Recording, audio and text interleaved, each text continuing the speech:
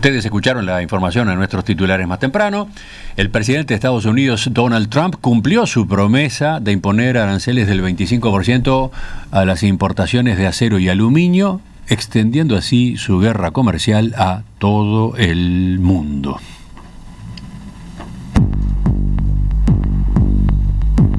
Se trata de un 25%, sin excepciones ni exenciones, afirmó Trump en su despacho oval, en la Casa Blanca, mientras firmaba la orden ejecutiva, esta que entrará en vigor en marzo.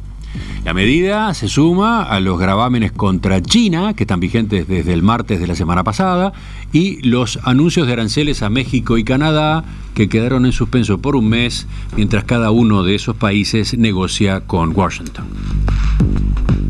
Entre los países afectados por la nueva resolución, ya que son los principales proveedores de acero de Estados Unidos, están Canadá, Brasil, México, Corea del Sur y Alemania. Trump explicaba su determinación hablando este lunes con un grupo de periodistas.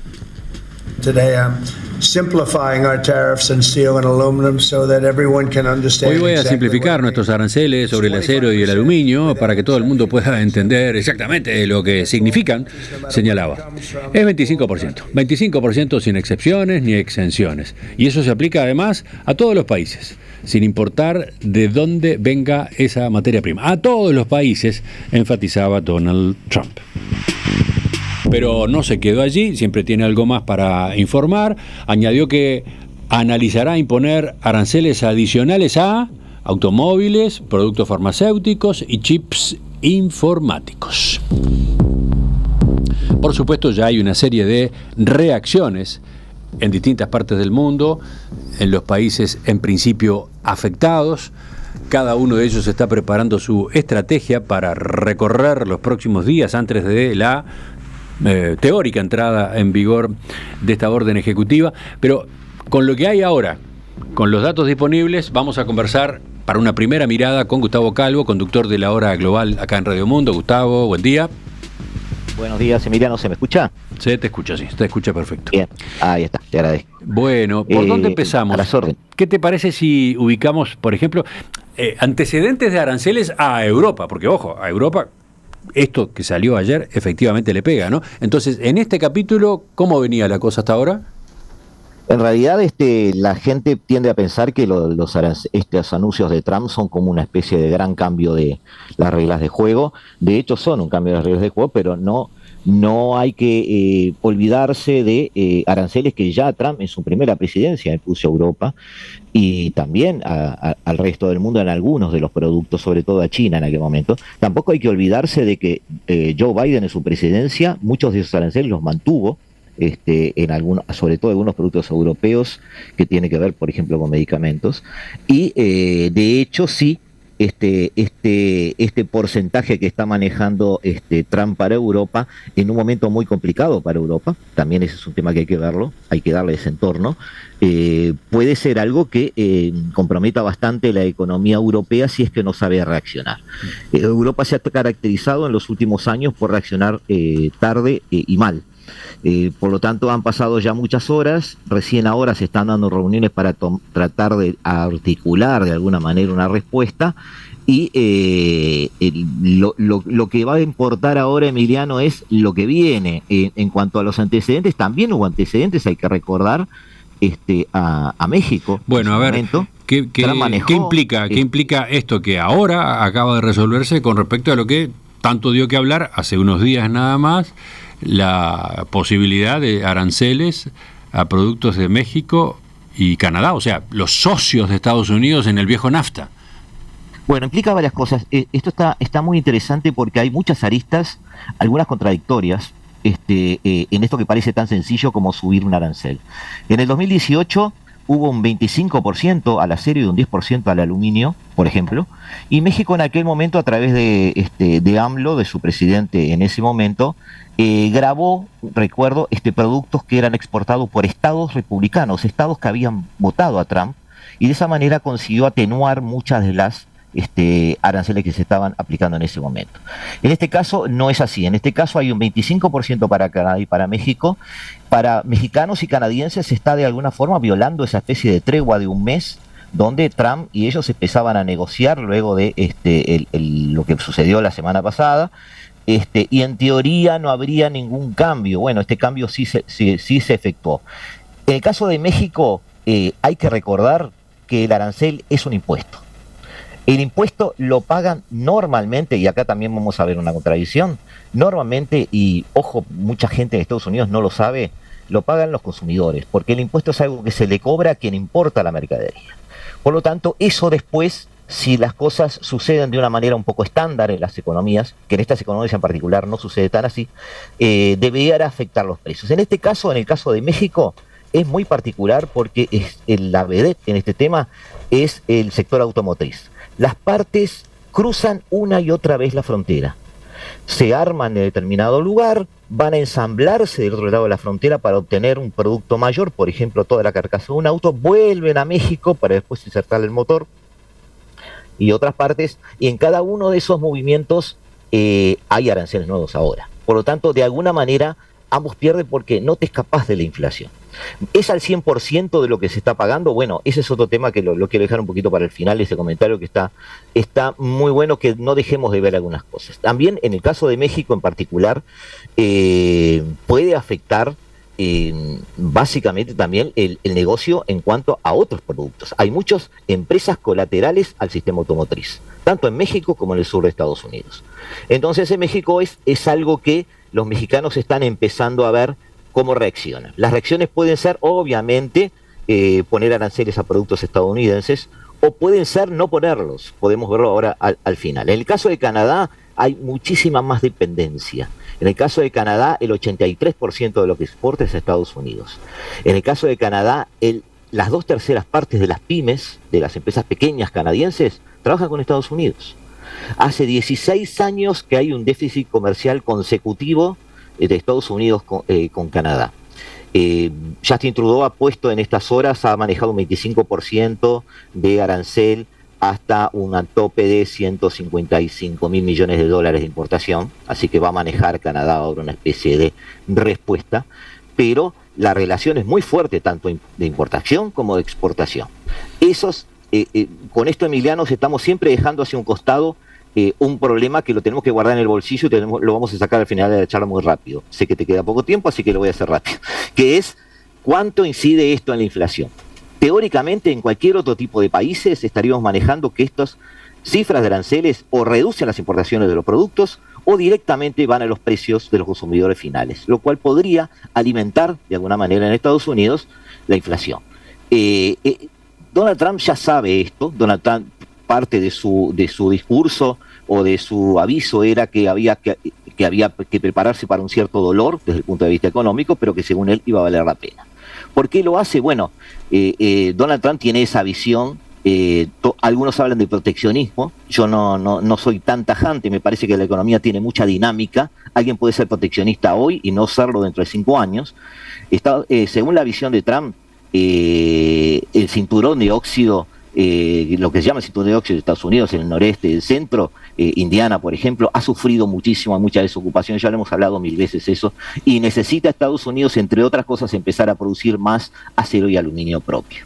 Además, estos aranceles hay que verlos también como un tema de negociación, ¿no? Es decir, yo pongo aranceles muy altos y bueno, de parte de la otra parte yo puedo tener un arancel en contrapartida, pero también puedo empezar a negociar otras cosas. Por ejemplo, concesiones en migración con México y Canadá, o baja de otros aranceles en el caso europeo. También es cierto que, sobre todo, el Departamento del Tesoro de Estados Unidos ha hablado ya desde hace unos meses de tratar de revertir la ecuación de ingresos, es decir, no ingresar tanto no ingresar tanto por impuestos internos, sino tratar de que esos aranceles sean una fuente de ingresos que dé vuelta a la balanza y pueda equilibrar el déficit presupuestario que tiene el gobierno de Estados Unidos. Este tipo de cosas, entonces, nos llevan a ¿por qué hace Trump esto? por esto, y nos llevan a esta contradicción. Ahora vamos a hablar del aumento de precios. Trump sabe con quién está trabajando y sabe lo que está haciendo desde mi punto de vista. Los países a los cuales les está lanzando a la cabeza este 25% son países que tienen básicamente dos debilidades, que todos los países del mundo las tienen con Estados Unidos, pero en particular Canadá y México las tienen. En primer lugar, tienen una sobrecapacidad de producción, es decir, pueden producir mucho más de lo que están produciendo. Pero acá está el tema, Emiliano. Necesitan muchísimos dólares. Todos necesitan dólares. Por lo tanto, lo que ha pasado y lo que yo creo que va a pasar, y yo te pido después, obviamente tú consultes con Rosselli o con economistas que tengas a mano, es lo que ha pasado, según leí el otro día, un informe del Banco Mundial en este siglo XXI. La mayoría de las veces en que los aranceles se han tomado como arma arrojadiza, las empresas que han recibido ese castigo han terminado internalizando esos precios, es decir, afecta su renta sin llevarlo a precios. ¿Por qué? Porque no pueden dejar de vender a Estados Unidos y porque necesitan dólares. Esa es la otra mirada, la otra parte de la moneda. No es tan fácil el análisis o tan lineal como se está presentando ahora. Te pregunto ahora puntualmente algunas situaciones. Europa, yo decía más temprano, la Comisión Europea adelantó hoy que responderá de manera firme y proporcional a los aranceles aprobados por Trump. Los aranceles están de vuelta, no vemos ninguna justificación para eso. Criticó Maros Sefcovic, el jefe comercial de la Unión Europea, que agregó: los aranceles son malos para consumidores y empresas y alimentarán la inflación. Esa es una primera reacción. También habló la presidenta de la Comisión Europea, Ursula von der Leyen. Lamento profundamente la decisión de Estados Unidos de imponer tarifas a las exportaciones europeas de acero y aluminio. Y, por supuesto, agregó unos minutos después: vamos a actuar para salvaguardar nuestros intereses económicos, protegeremos a nuestros trabajadores, nuestros negocios y nuestros consumidores. ¿Cómo ves las posibilidades de acción de la Unión Europea en este campo? Como lo que diría el manual es que Europa debería ir a mediano plazo a donde Estados Unidos le duele, es decir, tratar de ubicar una cierta regulación y una cierta presión fiscal sobre las tecnológicas de Estados Unidos. Hay allí recaudaciones de miles de millones de dólares que Estados Unidos puede empezar a llegar a resentir, porque además lo van a tener que pagar igual si Europa se lo impone. Eso puede ser una respuesta. Ahora, como siempre pasa con Europa, o me pasa a mí últimamente en los últimos años, soy bastante crítico con eso, muchas veces no se mira al espejo, ¿no? Es decir, Europa, ¿qué le vende hoy a Estados Unidos? Aluminio, acero, automóviles europeos, por supuesto, muchos medicamentos, muchos accesorios que tengan que ver con la salud también. Ahora, yo le pregunto a alguien que esté viajando por Europa, o ya ha viajado hace poco, ¿cuántos autos norteamericanos se han visto en las calles europeas? Casi ninguno. Es decir, Europa... Eso es lo que plantea en su queja Donald Trump, ¿no? No nos compran nuestros autos. Lo ves viajando, lo ves viajando.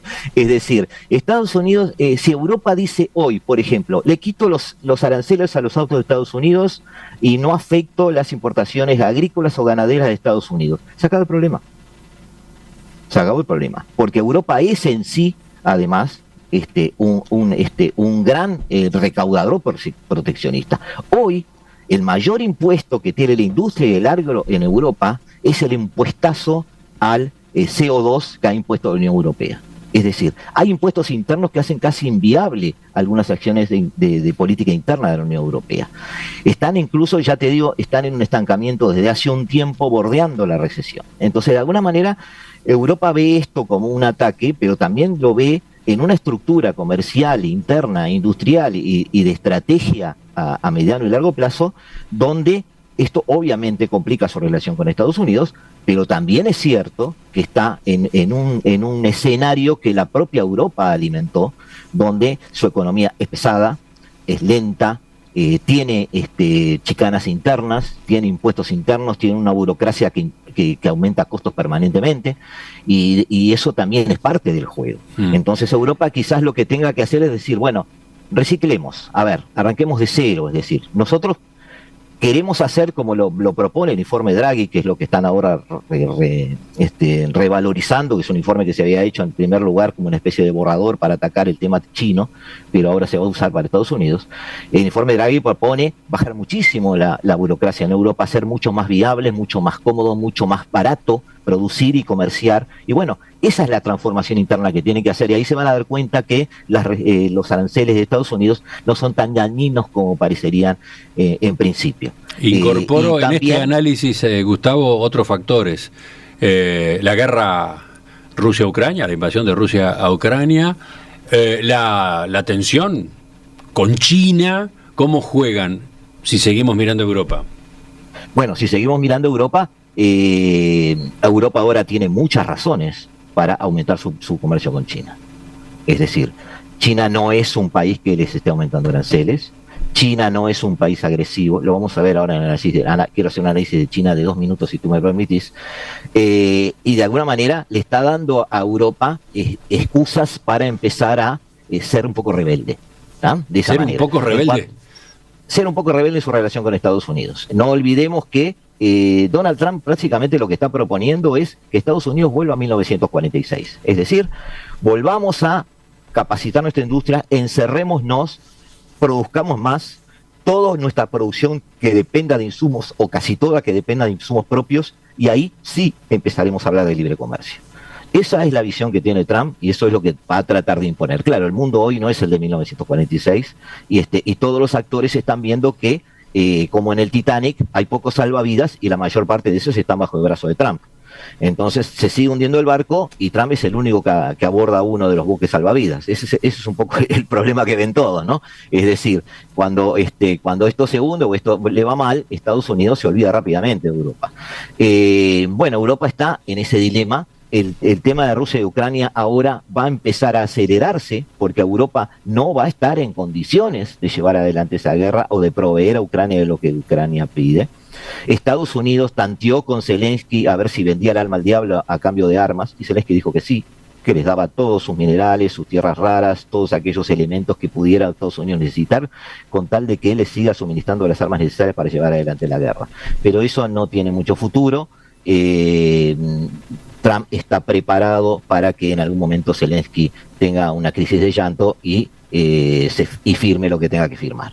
Pienso que Europa ha dado un paso más a tratar de convencerse de que el tema de Rusia y Ucrania es un tema de que tiene que salir y lo antes posible. Y ahora China, si a ti te parece, no sé, tú sos el que manda. Dale, pasemos al factor China. Y China acá es el gran ganador. China es el gran ganador en todo esto. Estados Unidos se ha empezado a manejar bilateralmente por fuera de los organismos internacionales. China ya acaba de anunciar una represalia que abarcaría unos 14.000 millones de dólares, 10% al petróleo, vehículos de lujo, camionetas, maquinaria agrícola, un 15% al carbón y gas natural que viene de Estados Unidos. Acaba de anunciarlo. Pero no son gran parte del comercio ni de China a Estados Unidos, ni son gran parte del comercio de China con el mundo. ¿Por qué México y Canadá se llevan un 25% y por qué China un 10%? Porque no tiene las debilidades que tienen Canadá y México. Cuando quiera dólares, es el mayor poseedor de deuda de Estados Unidos del mundo. Y no necesita internalizar costos. Si se internalizara los costos en sus empresas, aún así sería competitivo igual. ¿Y por qué Trump solo se arregla un 10%? Porque hay una gran demanda de productos chinos en el mercado de Estados Unidos. Está permeado en todo el mercado interno norteamericano. Por lo tanto, allí sí habría un gran impulso de demanda, allí sí habría un encarecimiento de los precios por menor que fuera, que ahí sí habría una gran presión inflacionaria que llevaría a Estados Unidos a tener serios problemas si eso de alguna forma escalara. ¿tá? La demanda de productos chinos es muy alta. Ojo, volvemos a lo mismo.